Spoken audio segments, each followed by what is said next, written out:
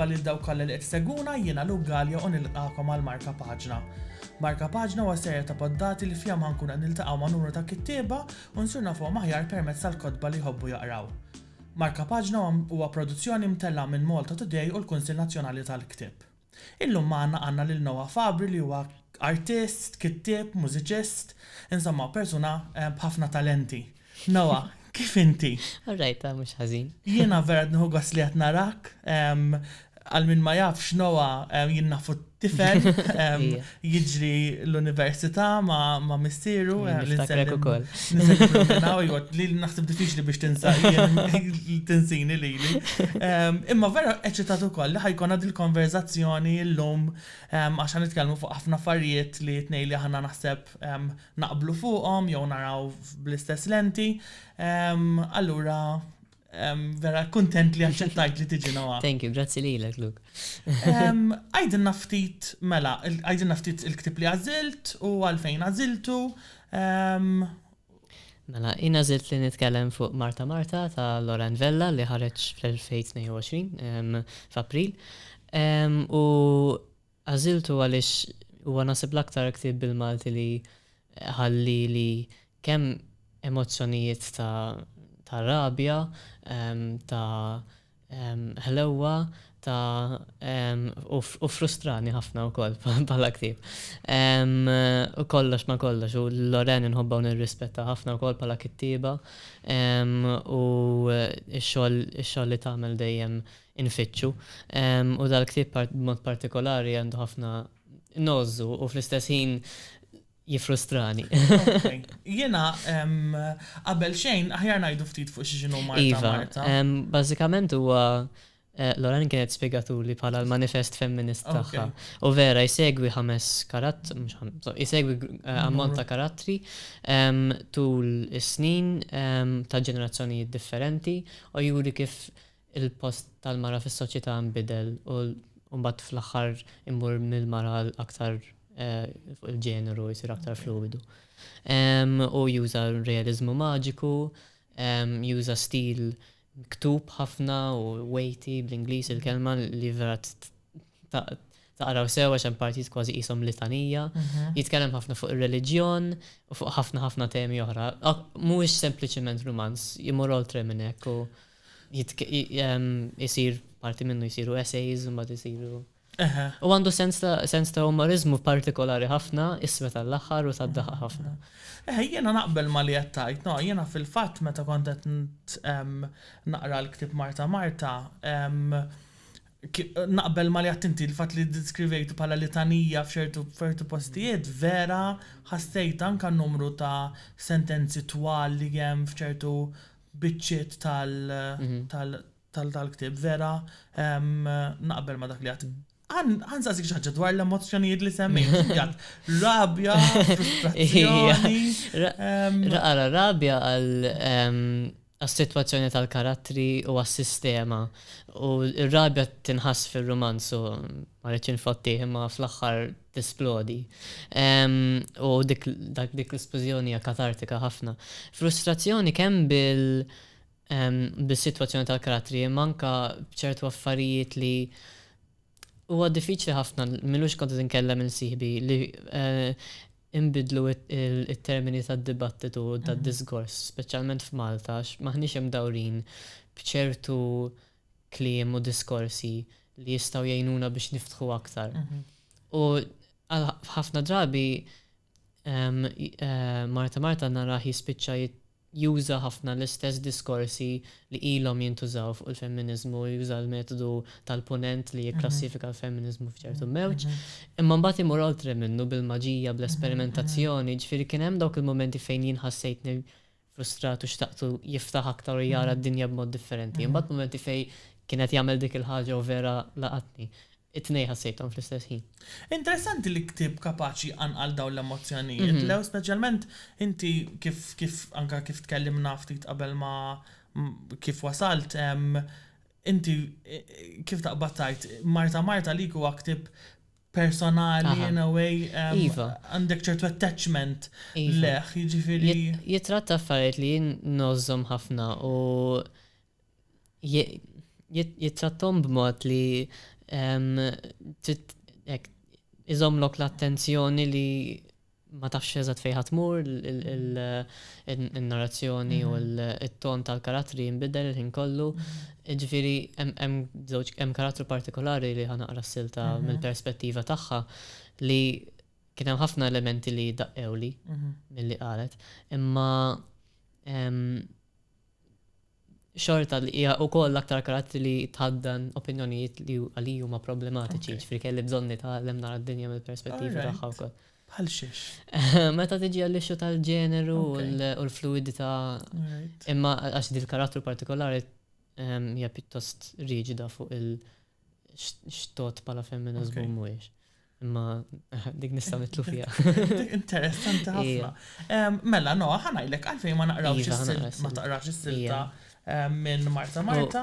Fil-fatt, parti li huwa romanz politiku għall-aħħar, imma naħseb l-aktar moment li laqatni li huwa dan huwa deskrizzjoni ta' tifla qed tqum fis-sodda u s-sensazzjonijiet u d-dettal kollha li toħroġ li jiddeskrivihom b'mod vera ċar. Mela għajdinna għal-paġna. Il-paġna 333 tal-ktieb. Min għandu l-ktieb id-dar, x'inti tista' tibda naw? Dak il-ħin fis-sodda kien ikun li l-isbaħ ħin tal-ġurnata sakemm ma jaqbadniex pipi. Għax jekk jaqbadni pipi kien ikolli niksira dik il-perfezzjoni. Inneħħi t-toqol tal-kutra minn fuqi u nikxef dirajja u riġlejja l-arja kisħa tal-kamra. Jekk jaqbadni pipi kien ikolli noħroġ niġri minn kamarti immur fil-kamra tal-banju. Jekk it-tieqa tkun diġà mbexqa l-arja żgur kienet se tkun iktar friska milli nixtieq. Is-sedil tat-toilet kien ikessaħli kuxtejja u l-kesħa malajr kienet qajjim l-bqija ta' ġismi xewk. Nagħmel pipi malajr, nimsaħ, niflaxxa, naħsel idejja kemm bl-manġazzat, nixxuttom malajr kollox fid-dlam tal-għodwa mudlama xitwija u nerġa' niġrija lura lejn kamarti arsotti, dritt taħt il-frix. Kont nitkebbeb fl-irtubija tal-kutra kutunata. Minn rasi sa saqajja, għajnejja magħluqin nipprova nnessi li l-nifsi li kont diġà ħriġt mix-sodda, nipprova nbellaħħa li l-nifsi li għadu bil-lejl u li għad fadalli sigħat sħaħ sa ma jsir li l-ħin biex nistembaħ u nibda l-ġurnata sa ma nibda nisma' twieqi tal-appartament jinfetħu waħda waħda. Il-ġurnata tibda ma' sbieħ. Għal ftit momenti kont inkun imkebba kolni, ma kontx inħalli ftit imbexxaq biex tgħaddi l-arja u nkun nista' nieħu nifs. Għal dawk l-ewwel minuti, isħana kont nkun nixtieq aktar mill-arja, l-ewwel nisħon imbagħad nieħu nifs. Il-frix jiksa wisq malajr ma li jsipruħu mingħajr fih. Avolja nkun aġġilt biex immur lura malajr kemm nista'. Nibda nagħti b'riġlejja biex nerġa' nsaħħan il-frix ħalli jsaħħan lili lura u niqpa sejrek sa ma nerġa' nasal għal dik il-kumdita sħuna għas-serħan u l-kuntettizza li stajt niqpa fihom il-ġurnata kollha. Grazzi Noa, vera daħaltni fl-istorja bil-qari tiegħek. Għandna ġifieri jekk hemm bżonn li taqra l-odda naħseb. Go for it. Biżejjed għandix nagħmel. Id-diskrizzjoni f'din is-silta hija impressjonanti ħafna. Dak id-dettall wis joġobni anke fil-kitba bl-Ingliż kwalunkwe lingwa dik kien ifittex kitba li iddaħlek fil-kamra li tista' tħoss kull kamra li qed taqra fuqha u ftit awturi naf li jagħmluha George Eliot waħda minnhom. U xi awturi oħrajn Sebald wieħed minnhom ukoll. Rachel Kushner ukoll. U hekk tinħass kull sitwazzjoni tinħass ta' veru. Fil-sens jien qed ngħix il-kamra ma' dawn in-nies, l-ambjent huwa. Imma parti minn hekk dik is-silta ftit aktar il qudiem tkompli billi tgħid li dik il-ġurnata li dil-karattru ddeċidiet li tieqaf titkellem. U dak għandu element politiku warajh ukoll li jisir importanti għall-karattru tagħha ta' Natalie. U ġifieri minn deskrizzjoni ta' dik il-ħajja mbagħad toħroġ l-ispinta tagħha mbagħad tkompli fuq il-manifest u l-essej politiku li mbagħad jista' jsir. Ġifieri vera imur kull imkien dal-romanz, għalhekk napprezzah. U jiena kontent li inta żilt dan ir-romanz għax kif għadna nistgħu nitkellmu naqra fuq il-ġeneru, l-letteratura Maltija li għandna opinjonijiet dwaru kemm trid. Ija, jien naħseb li huwa pass importantissimu dan ir-romanz. Mhux għax għandu jkun hemm passi fis-sens, ma nasibx il-letteratura Maltija għandha tilħaq ċertu standards għax barra jagħmlu hekk allura aħna rridu nagħmlu hekk. Aħna għandna l-istorja tagħna u l-ambjent tagħna. Imma xorta dan huwa kien importantissimu li jinkiteb u li jirrikonoxxi l-istorja tan-nisa Maltin minn nofs is-seklu li ieħor sallum u li issa wasal iż-żmien biex immorru oltre. Eżatt, importanti ħafna. Sorry, kompli.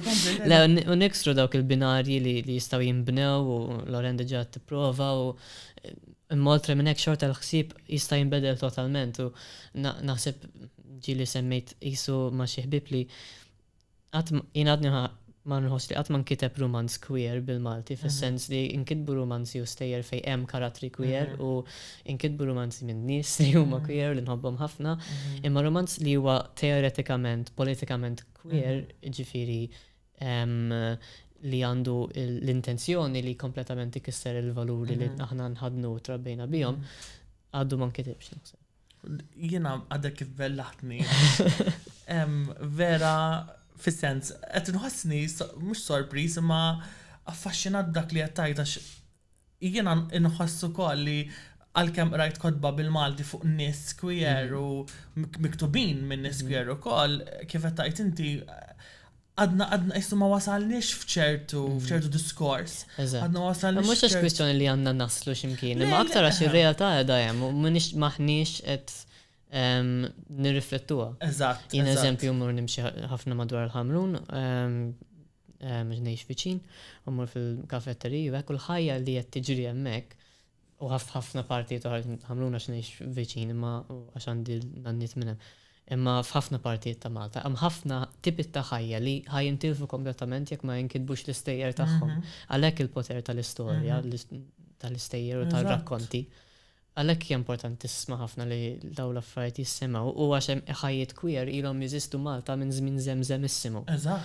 U wasalna fi żmien fejn għandna bżonn nirrikonoxxuhom, għandna bżonn pereżempju terminu mara raġel, għandna bżonn forsi nirriklamaw ħalina biex nużawh bħala terminu mhux negattiv.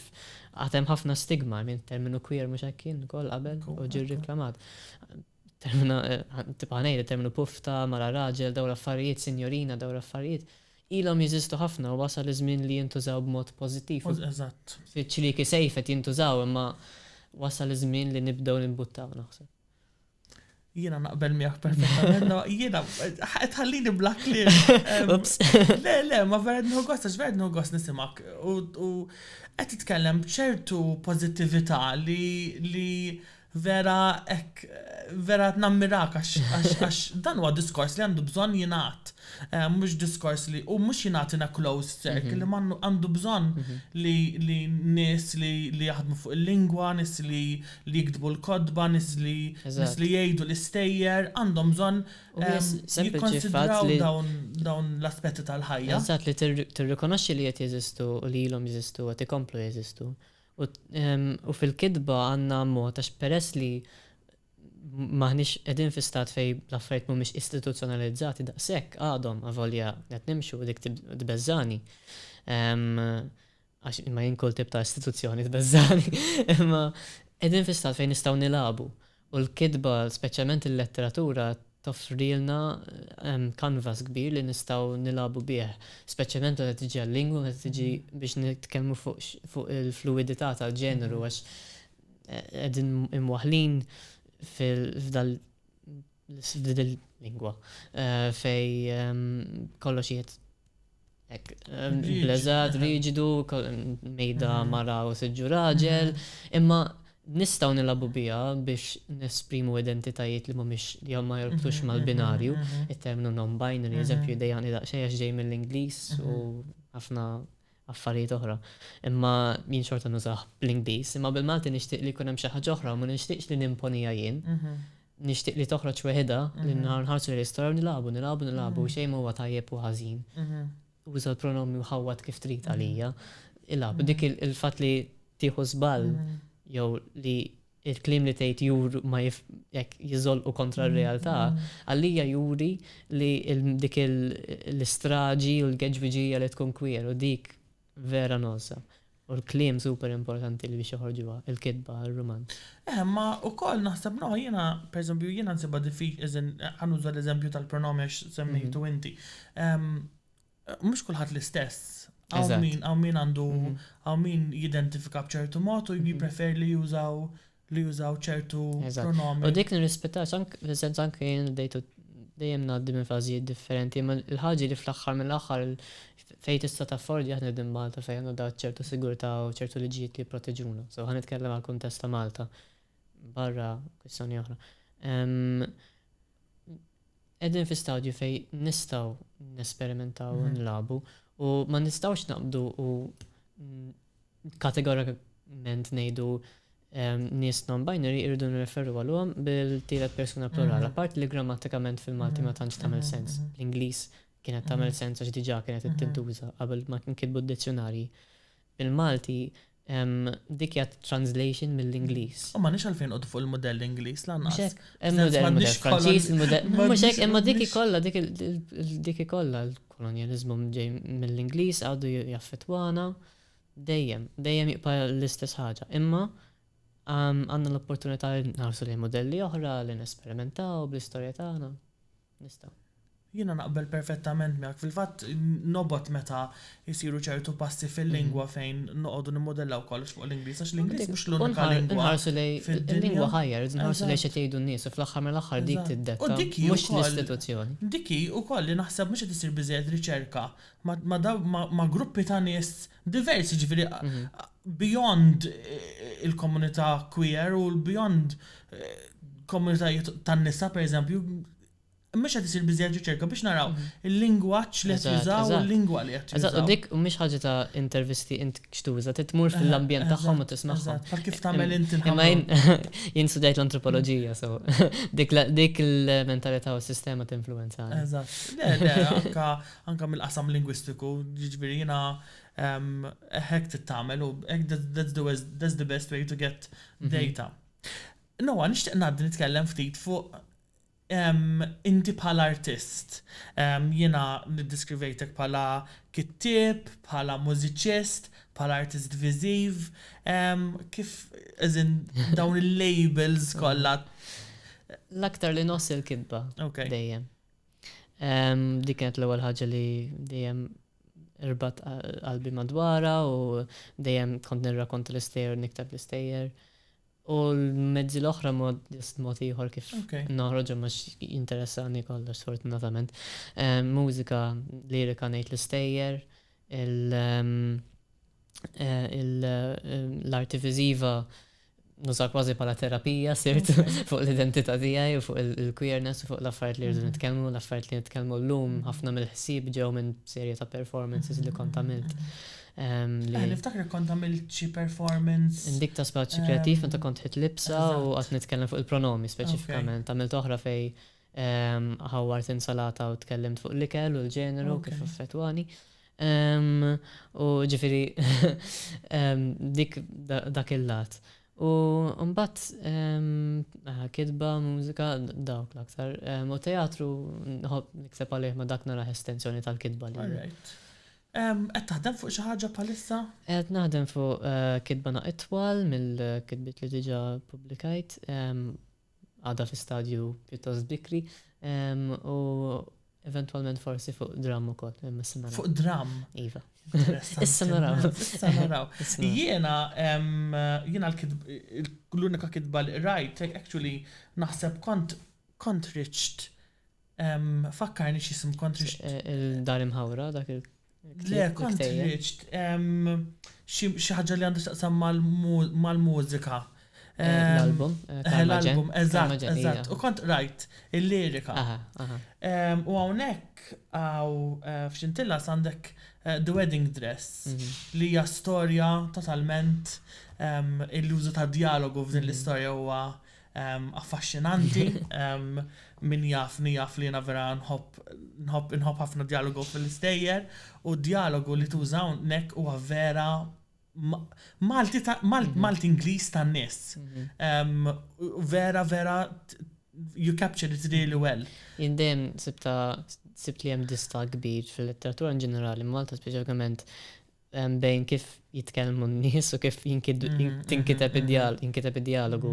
U jindis nħobb nisma' ir-ritmu tal-konverzazzjoni nħobbu wis, l-istraġi tal-konverzazzjoni nħobba wis, il-fatt li kulħadd ċaħat qed jitkellem u xaħat qed iwieġbu ma fil-fatt qed jgħid ġo moħħu ġist kulħadd qed jitkellem fuq xulxin fl-istess ħin, vera narajsa mużika għalija, għandha ritmu tagħha u dik vera nħobba. Eżatt, u dik naħseb hija l-iktar ħaġa diffiċli li bħala jew naħseb ħafna kittieba jsibu diffiċli biex jitrasferixxu fuq il-drajna jisu l-istruttura ta' kitba kif tkun li awtomatikament jibdew joħorġu tibda toħroġ konverzazzjoni perfetta u vera tiġġildilha. Eżatt, u anke l-użu tal-grammatika fejn meta titkellem.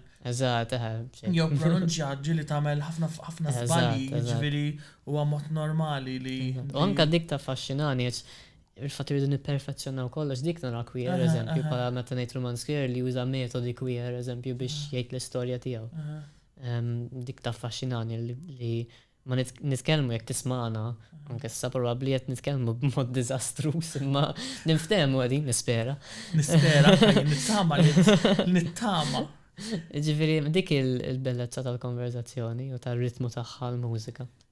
Noa, naf li għadda kif ir-recommendate inna Marta semmejt ir-Rachel Kushner u xek ta' The Marstrom u xek. Eżatt, jien The Flamethrowers kont rajt tagħha. The Marstrom jiena rajtu u kien ktieb tajjeb ħafna. U il-mod li tikteb huwa b'mod interessanti ħafna. Huwa da żgħira wkoll. Pjuttost żgħira. Tirrakkomandana xi ktieb ieħor?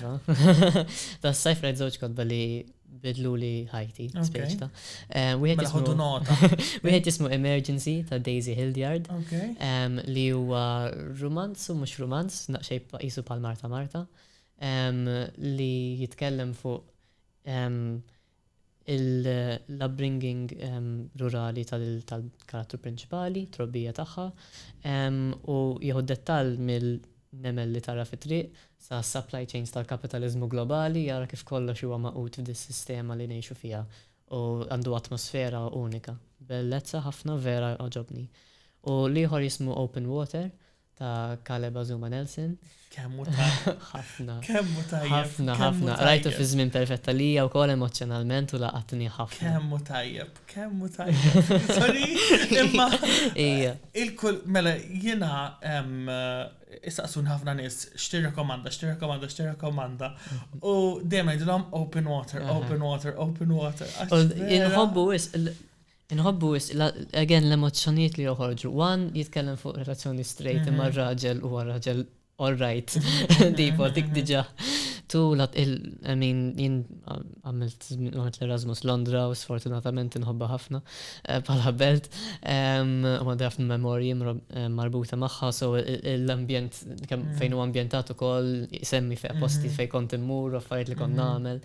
U l-istorja tal-imħabba waqa' vera joħda bil-mod u vera reali. U hemm ċertu mużikalità wkoll kif jikteb il-sentenzi tiegħu kollha vera ritmiċi. Ħafna. Jinħass tiegħu poeta. Jinħass. U l-unika ħaġa li nħoss li jistra il-karattru tal-protagonista il-mara jisum kważi jisa ħares jew del ma tantx tinħass ta' veru għalija għax tantu maqbud f'moħħu ma dik hija romanz dejjem ħajkun bil-ewwel persuna dejjem ħajkun insomma dak it-tieni persuna ma xorta tantu marbut fil-moħħ tal-karattru prinċipali. U ktib li miktub fit-tieni persuna li huwa aċċessibbli wkoll. Ħafna. Għax dik il-problema ta' ċertu kodba li huma miktubin fit-tieni persuna li huma just sort of vera diffiċli biex taqrom jew vera diffiċli biex. Hekk ma għalhekk huwa din il-kodba li dejjem isiru l-aktar kodba favoriti tiegħi huma dawk li jiksru regoli li s-soltu ngħid dan mhux se jġobni ħabba fek. Nippruvaħ u tant jagħmilha b'mod tajjeb, tant idaħlek fin-narrattiva, tant il-kidba tisparixxi quddiemek li tgħid wow dan qed ibellaħ. Jiena naħseb rajtu f'ġurnata u nofs. Wieħed minn dawk il-kodba, one vera mhux twil, vera huwa ktieb qasiru mexxej għall-aħħar u jbelħek. Jiena naqbel rekomendazzjoni tajba, jiġifieri morru xtruħ u qaraw. No, grazzi tal-li kont magħna llum. Grazzi lilek. Grazzi tal-li ġejt, jina Thank vera you. ħadgos nitkellem miegħek. Thank you. Infakkarkom li Marka Paġna jixxandar kull nhar 3 fis-6 fuq YouTube u l-paġna Facebook tal-Kunsill Nazzjonali tal-Ktieb u Malta Today u fuq audio sibuh fuq Spotify u Apple Podcast. Infakkarkom ukoll fil-Festival Nazzjonali tal-Ktieb li ħassir bejn it-23 u s-27 ta' Novembru fl-MFCC. Grazzi.